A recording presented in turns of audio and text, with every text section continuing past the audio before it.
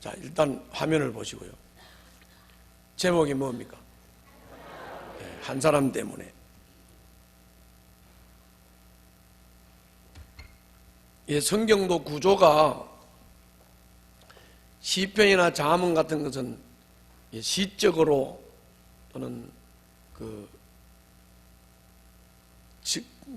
검은같이 이렇게 짧게 되어 있는 것은 이렇게 금방 교훈으로 받아들일 수가 있는 거고, 또 이제 율법서 같은 것은 그냥 그 율법 자체니까 우리가 분별해서 이렇게 받아들이면 되는 건데, 이게 이야기식으로 되어 있는 역사 성경 같은 거는 그 스토리가 이해가 돼야 그 본문이 뭘 말씀하시는지 이해가 되는 겁니다.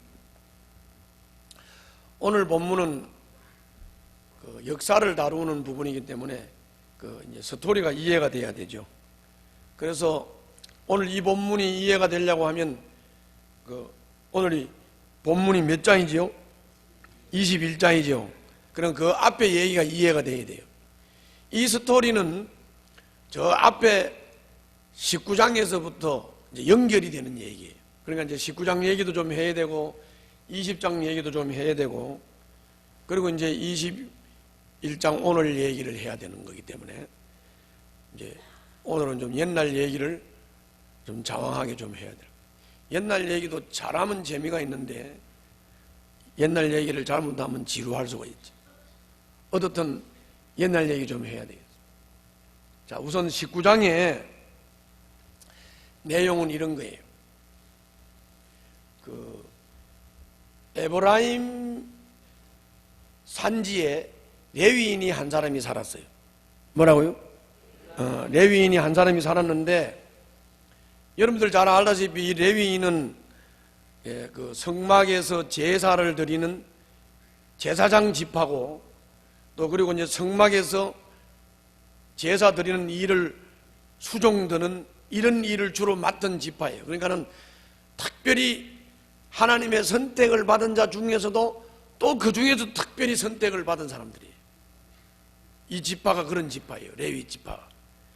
그런데 이 레위인이 그런 사람인데, 제사장으로서 성막을 섬기는 일을 하는 이 사람들에게는 또 그 율법도 엄격하게 적용이 됐던 거죠. 그런데 이 레위인은 사생활이 좀 난잡했던 것 같아요. 첩도 있고, 또 첩을 두었는데 이 첩이 또 이 레위인하고 뭐 관계가 좀 안 좋은지 친정으로 가 있었어요. 그래서 이제 친정에 간 첩을 데려오기 위해서 이 레위인이 이제 처갓집으로 갔습니다. 처갓집에 갔는데 처갓집에 장인이 이 사위 마음을 뭐 누구로 드리려고 그랬는지, 뭐 사위하고 좀 마음을 통하려고 그랬는지 자꾸 사위가 간다고 하니까 이 사람은 뭐 하루도 묵어서 가게, 그러면서 자꾸 술이나 한잔 하게, 그러면서 이제 또 술을 먹고 또 하루 지나가 버리고, 또 그 이튿날 가려고 그러면 또 이 사람은 뭐 그렇게 급히 가려고 그러나 뭐 술이나 한잔 하세, 그러면서 또 먹고 마시다가 또 하루 지나가고. 이게 레위인이 술을 먹는 것도 그렇고 첩을 두는 것도 그렇고 사생활이 굉장히 난잡하죠. 그런데 하루는 아무래도 계속 여기서 장인하고 술이나 마시고 있을 수 없다. 그래서 이제 가야 되겠다 하고 출발을 하니까 장인이 또 붙잡았어요. 또 붙잡아가지고 또 먹거니 마시거니 하면서 즐기다가 보니까 오후가 되어버려서 오후가. 그래도 그날은 오후지만 안 되겠다, 가야 되겠다. 이래서 이제 이 레위인이 이제 자기 첩을 데리고 이제 에브라임으로 돌아가는 겁니다. 오후 늦게 출발을 했으니까 조금 가다 가면 중간에 날이 저물어 버렸어. 날이 저무니까 그 여부스라고 하는 성읍을 지나가는데 종이 이제 얘기를 했어요. 여부스에 들어가서 자고 가자고 그랬어요. 그랬더니 이 여부스는 이방인들이 사는 동네이기 때문에 여기는 안 되고 좀 더 가다가 우리 종족이 사는 데로 가자. 그래서 좀 더 가가지고 기브아라고 하는 그 베냐민 지파들이 사는 그 성읍에 들어가서 광장에서 지금 기다리고 있는 겁니다. 이게 이제 이 풍습은 어떤 풍습이냐면은 지금도 저 중동 지방에는 가면 그런 문화가 지금도 남아 있는데, 우리나라는 이 문화가 이해가 잘 안 되는데, 그 중동 지방은 어떤 문화가 있냐면은 그 마을을 지나가다가 저물잖아요. 저물면 그 마을에 광장이라는 데가 있어. 그 광장에 가가지고 기다리고 있으면 나그네들이 광장에서 기다리는 것을 보고 동네 사람들 가운데서 마음이 이제 감동이 되는 사람들이 그 나그네를 데리고 가서 집에 가서 재우는 거예요. 먹게도 해주고 낙타 먹을 것도 주고 아주 푹 쉬게 하고 날이 밝으면 가도록 해주는 좋은 풍습이죠. 좋은 풍습이. 요새 같으면 뭐 호텔이나 여관에 가서 자면 되는 거지만, 그때는 그 마을의 광장에 가서 기다리고 있으면 누군가가 와서 이제 모시고 가서 쉬게 하는 거죠. 숙식을 하게 하는 거죠. 그런데 이제 이 레위인이 광장에 가서 아무리 기다려도 누가 이 사람들을 모시겠다는 사람이 없는 거예요. 이 나그네들을 모시겠다는 사람이 없는 거예요. 그런데 저 에브라임 산지에서 살다가 그 기브아에 와가지고 사는 어떤 노인이 한 사람이 있었는데, 이 노인이 이제 일을 하다가 돌아오면서 보니까 날은 이미 저물었는데 광장에 나그네가 기다리고 있는데도 누가 하나도 모시겠다는 사람이 없으니까, 그래서 이 노인이 감동이 돼가지고 이제 그 레위인을 우리 집으로 가자 해서 이제 모시고 간 거죠. 모시고 가서 이제 물도 떠서 발도 닦고 밥도 먹고 짐승 여물도 주고 이렇게 해서 이제 몸을 풀고 쉬는데, 그 기브아의 불량배들, 동성연애하는 불량배들이 패를 지어가지고 패거리를 지어가지고 왔어요. 와가지고 이 집에 묵는 그 남자 좀 내놓으라. 그러니까 이제 이거 주인 양반이 이제 부탁을 하는 거지. 우리 집에 온 손님인데, 근데 그 중동 지방의 사람들은 나그네 섬기는 것을 큰 복으로 알아요. 아브라함이 나그네를 섬기다가 주님을 섬겼잖아요. 그러니까 그 나그네 섬긴 것을 굉장히 귀하게 여기는데, 우리 집에 온 나그네 손님을 어떻게 당신들은 내줄 수 있느냐? 우리 집에 딸이 있다. 딸을 내줄 테니까 이 사람한테는 손을 대지 말라. 그래도 막 불량배들이 막 행패를 부리고 이렇게 하니까 이 레위인이 자기 첩을 내줬어요. 나는 이해가 잘 안 가는 일인데 하여튼 첩을 내줬어요. 그래서 이 불량배들이 데리고 가가지고 밤새도록 윤관을 하는 겁니다. 밤새도록 윤관을 하고 이 여자를 괴롭히고 성폭행을 해가지고 이 여자가 밤새 그걸 당하고 지쳐서 자기 남편이 묵고 있는 이 에브라임 노인 집으로 겨우 몸을 끌고 왔는데, 와가지고 문턱에 딱 엎드려져 가지고 더 이상 움직이지를 못하면 거기서 죽어버리는 거예요. 그러니까 이제 레위인이 그 이튿날 아침에 이제 짐을 꾸려가지고 이제 에브라임으로 돌아가려고 그 노인 집에서 딱 나와서 보니까 자기 첩이 문턱에 쓰러져 있거든. 그래서 이게 깨워보니까 죽었어. 죽으니까 이제 죽었으니까 이 첩을 이 레위인이 낙타에다 싣고 에브라임으로 돌아갔습니다. 돌아가가지고 또 뭘 했느냐? 독해. 나는 시체 토막 내는 거 이때부터 시작된 것 같아요. 그래가지고 이게 자기 첩을 시체를 낙타에다 싣고 가가지고 에브라임에 도착을 해가지고 첩의 시체를 12동강을 내요. 12동강을 내가지고 시체 토막을 한 토막씩 12지파에다, 각 지파에다 한 토막씩 다 보내요. 한 토막씩. 이게 감정이 자극이 되겠죠. 그러니까는 각 지파 사람들이 이 여자 시체 토막 난 것을 다 받아보고, 어떻게 우리 동족에게 이런 무서운 일이 일어날 수가 있느냐, 이런 비겁한 일, 이런 비참한 일이 일어날 수 있느냐. 그래가지고 전 이스라엘 12지파가 막 흥분해가지고 다 미스바로 모여든 거예요. 미스바로 모여든 거예요. 자, 여기서 이 레위인이 여러분들 보시기에 어떻습니까? 사생활도 난삽한데다가 첩까지 두고 뭐 레위인이 뭐 술까지 먹고 이게 자기 사생활도 난삽하고 좀 무리한 말로 개판인데다가 그리고 자기 첩이 죽었다고 해서 이거를 감정적으로 이스라엘 12지파의 사람들의 감정을 자극하기 위해서 이걸 시체를 토막을 내서 12쪽을 내가지고 각 지파로 보낸 것, 이것 여러분 어떻게 생각하십니까? 방탕하고 난삽한 삶을 사는 레위인 한 사람이 이제 민족 전체가 전쟁을 일으키게 될 정도의 상황으로 끌어가고 있죠. 자, 따라 한번 해봐요. 한 사람 레위인이 이스라엘 전체를 전쟁의 소용돌이로 지금 몰아넣고 있는 거예요. 몰아넣고 있는 거예요. 이 레위인이 물론 자기가 당한 일이 참 슬프고 괴로운 일이고 기가 막힌 일이지. 자기 첩이 밤새 유흥간을 당하고 문턱에서 죽었으니까 얼마나 기가 막힌 일이겠어요. 그러나 또 지 사생활을 돌아보면 첩을 둔 것도 그렇고 술을 먹는 것도 그렇고 첩을 내준 것도 그렇고 이상하죠. 하여튼 이상한 겁니다.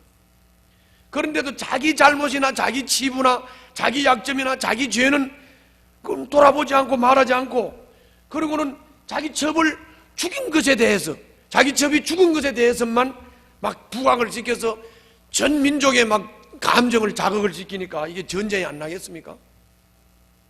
이 레위인의 방법은 아주 지극히 감정적이고 적극적이고 잔인한 방법을 썼죠.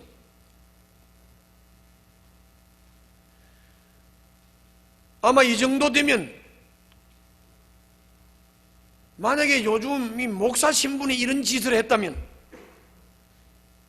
아이고 목사가 부끄러워서 그냥 뉴스에 나오는 것도 부끄러울 텐데 그걸 이렇게 어떻게 시체를 토막을 내가지고 막 감정을 자극시키는 이런 일을 할 수 있을까?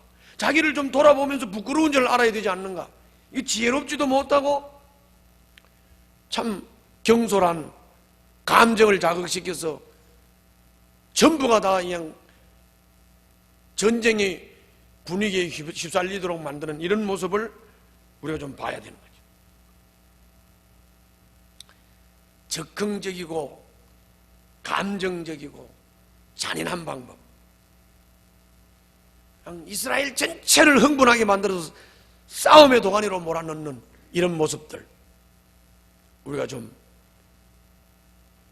주의 깊게 좀 봐야 되겠습니다. 자, 그 다음에 이제 20장으로 넘어가서 20장 얘기를 좀 할게요. 20장 얘기는 이런 겁니다. 어디로 모였다고 그랬죠? 미스바로 다 모였어요. 미스바로 모였는데 베냐민 지파도 이 소식을 들었어요. 아, 우리 베냐민 지파를 응징하려고, 베냐민 지파의 불량배들이 이 첩을 죽였으니까 베냐민 지파를 응징하려고 이스라엘 모든 지파가 미스바로 모였다는 소식을 이 베냐민 지파가 이제 들었죠. 그러면 이 베냐민 지파 사람들도 그렇지, 뭐 그렇게 불량배가 레위인의 첩을 그렇게 윤관을 해서 죽였다 이런 소식이 자기들도 들었을 텐데, 그러면 자기들도 또 베냐민 사람들도 자기를 돌아봐야 되잖아요. 그런데 베냐민 사람들이 자기를 안 돌아봅니다. 안 돌아보고 베냐민 사람들은 그래 한번 하려면 해볼래? 그리고 이제 베냐민 사람들도 군사를 동원을 했고, 그리고 이스라엘 12지파도 다 미스바로 모여들고 이제 영락 없이 이제 전쟁이 일어나게 생긴 겁니다. 그런데 거기 보니까 전쟁 상황으로 막 치달아 가는데 얼마나 흥분이 됐으면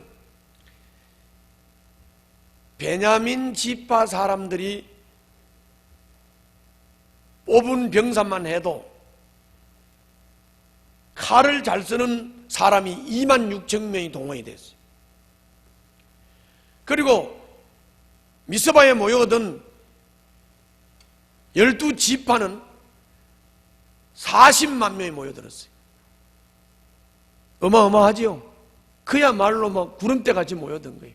그러니까는 이 베냐민을 응징하겠다고 40만 명이 미스바에 모여들었고, 그리고 또 이거를 대응하겠다고 베냐민은 또 2만 6천 명이 동원이 돼가지고 막 그것도 아주 명사들, 막 칼 잘 쓰고 막 이런 사람들을 2만 6천 명을 동원이 돼가지고 지금 이제 베냐민하고 이 12지파가 이제 싸움이 붙게 생겼습니다. 이 한 사람 때문에 이렇게 된 거예요. 한 사람 레위인 때문에 이렇게 된 거예요. 그런데 그래도 이 12지파 이 사람들은 그래도 하나님 앞에 물어봤어요. 이게 베냐민과 상대를 해서 싸워야 되냐고 하나님 앞에 물어봤어요. 그랬더니 하나님이 싸우라고 명령을 했어요. 그런데 이상하게 첫 싸움에서 이 40만 명이라고 하는 어마어마한 병력을 가지고 2만 6천 명 베냐민 지파를 상대로 싸웠는데 실패를 합니다. 실패를 하니까 이제 이 연합군들이 막 주님 앞에서 통곡을 하고 울면서 하나님이 싸우래서 싸웠는데 왜 우리가 싸우면서 집니까? 그랬더니 또 하나님이 두 번째도 또 올라가서 싸우라 그랬어. 두 번째도 또 실패를 해요. 그래서 또 통곡하고 울면서 하나님 앞에 다시 금식하면서 회개하면서 기도를 했더니 하나님께서 이번에는 너희들을 내가 반드시 도와줄 테니까 올라가서 싸우라 그래서 이제 이 연합군이 올라가고 베냐민하고 싸우는데 이번에는 작전도 좀 세우고 전략도 쓰고 이렇게 해서 베냐민 지파를 다 몰락을 시켜버립니다. 그리고 이제 전쟁의 승리를 거두게 돼요. 자, 여기서도 한번 봅시다. 이스라엘 각 지파는 하나님께 여쭈어보면서 이 동족 간에 싸워야 되느냐 하는 것을 여쭈어보면서 하나님의 명령을 따라서 이 연합군들은 전쟁을 했는데 이 베냐민 사람들은 싸우려면 싸우자, 한번 해보자. 도대체 하나님 말씀도 안 듣고 고집을 부리면서 계속 싸움을 돌이키지를 않았는데 여기서 베냐민 사람들의 그 고집을 좀 우리가 점검을 해봐야 돼요. 베냐민 사람들의 고집을 점검해보고 그러면 하나님이 왜 이 연합군이 두 번이나 실패를 하게 만들고 세 번째는 이 공격에서 이기게 만들었는가? 그건 아마 동족 간의 이 싸움의 비참함을 좀 깨우치면서 좀 중간에라도 좀 돌아서고 서로 마음이 고쳐지기를 원했는데 이 베냐민 사람들이 고집을 피우면서 이게 마음이 바뀌지를 않으니까 아마 마지막에는 실패를 하게 만든 것 같습니다. 이렇게 돼서 이제 베냐민이라고 하는 지파가 다 몰락을 하고 지파가 다 사라지게 된 거예요. 이게 왜 이런 결과가 오게 된 겁니까? 한 사람 레위인이 감정적이고 적극적으로 그리고 잔인한 방법을 동원을 해서 백성들을 흥분시켰기 때문에 그 한 사람이 하는 일 때문에 모두가 다 흥분이 돼가지고 한 지파가 몰락을 하면서 동족이 전쟁을 하는 이제 이런 무시무시한 결과를 가져오게 된 것이죠. 그래서 오늘 본문 한번 봅시다. 자, 21장 1절을 다 같이 봅니다. 21장 1절. 자, 다 같이 읽습니다. 시작.